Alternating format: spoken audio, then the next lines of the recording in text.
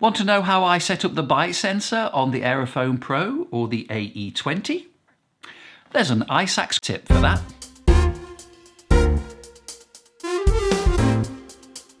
Welcome. This is the first in a new series of videos that I'm calling iSaxTips. These are going to be short videos directly answering the most common questions from my subscribers. There's also a really helpful free PDF that you can download simply by clicking on the link in the description below. You'll also be adding your name to my mailing list, so you can automatically get future PDFs of my iSax quick tips. I get tons of people asking me each week, please can you tell me your bite settings? You know, I'm always very reluctant to do this simply because my settings are probably going to be very different from those that will suit you. It's a bit like me asking Usain Bolt what size shoes he wears and expecting to run as fast as he can. Yeah, that's not going to happen. Okay, briefly, here's what I do. And keep watching right to the end of this video to get my extra little step that I make. Okay, I'm using the sax setting to get the most expressive control. I've selected the preset PO12, that's the Jupiter AP sound that I actually originally wrote. So on the menu, I've selected the bite control mode to be sax, and I've gone forwards to the bend range bite down. I've pressed menu and then I've selected to 100 cents, and I've done the same with the bite range up for now, and I've set that to 100 cents as well.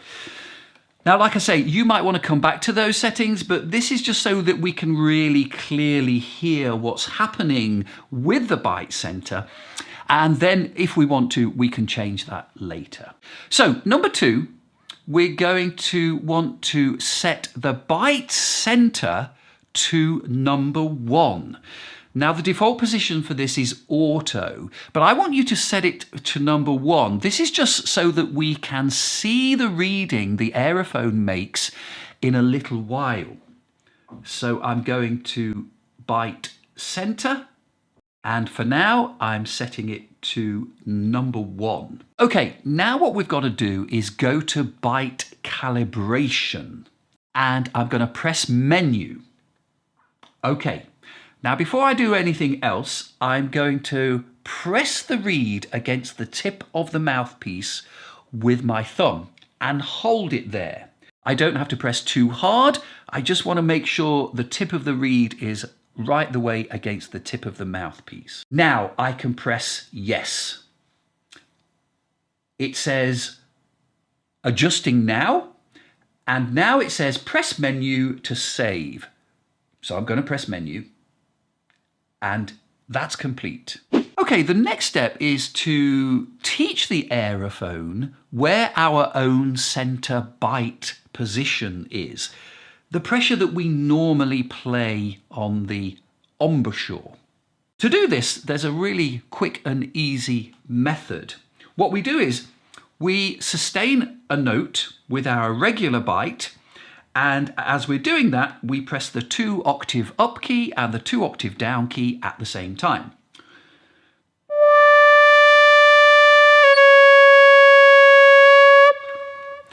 Now, don't worry if you hear a change in pitch at that point. That will just be the Aerophone calibrating itself to your own bite position. Okay, now, if we go back to the bite center page, you should see that that number has changed from a number 1. In my case, it's gone to 42. But this is where things will very likely be a little bit different to your reading. So think of this a bit like a pressure gauge. It's how much pressure the Aerophone thinks you put onto the reed when you played that note. Now, we should be able to play a note in tune. Probably best to get a tuner or check it against the piano to make sure you're playing the note in tune. So I'm not transposed on the Aerophone, I'm playing a G.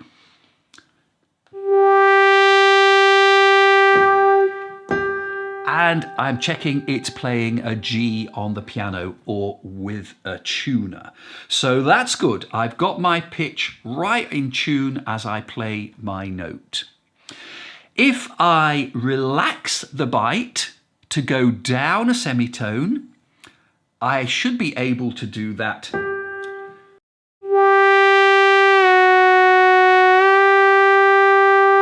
Okay, and if I bite harder, I should be able to go up a semitone.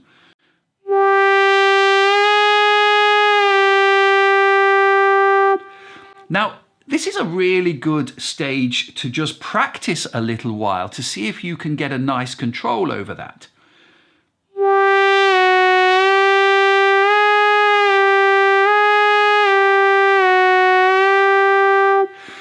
Remember, it's important to practice this both sitting down, standing up, practice it during a phrase of music and see if it works for you. Now, here's my special adjustment. Sometimes I find I might accidentally trigger the bite up while I'm playing, and I certainly don't want that. The note will go sharp. I'll sound out of tune. So here's what I do.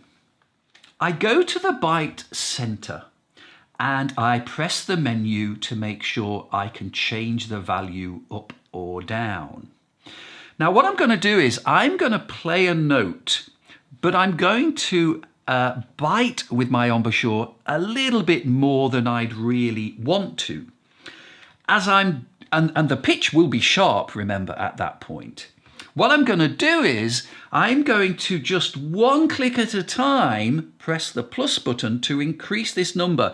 Currently for me, it's set at that 42 position.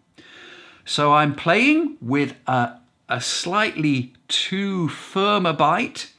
The note will actually be sharp. As I move this number here, I'll start to notice the pitch move back down.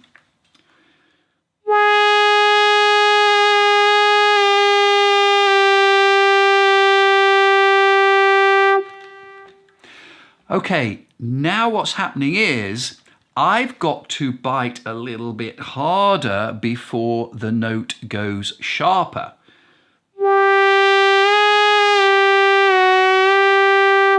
Now that just gives me that little bit of a safety margin. I can adjust, it's gone up to 46 now, but I can adjust that back down, 45, 44, I can go up 47 until I get just in the right place where I can really safely just know that I'm always going to be in tune. But if I want to be slightly sharp, I can just put that little bit more lip pressure in and I'll get that pitch bend up. I find the pitch bend down works perfectly for me, and the pitch bend up, I just want that extra bit of margin to make sure that that doesn't happen accidentally. And there it is. That's how I set my bite sensor. There are some more settings that you can look at to further fine-tune the bite sensor. That'll be on the iSax.Academy in the future. If you found this video helpful, please make sure you give me a like, give me a thumbs up. And if you haven't already done so, please subscribe to the channel and check the notification bell. Have fun. Bye for now.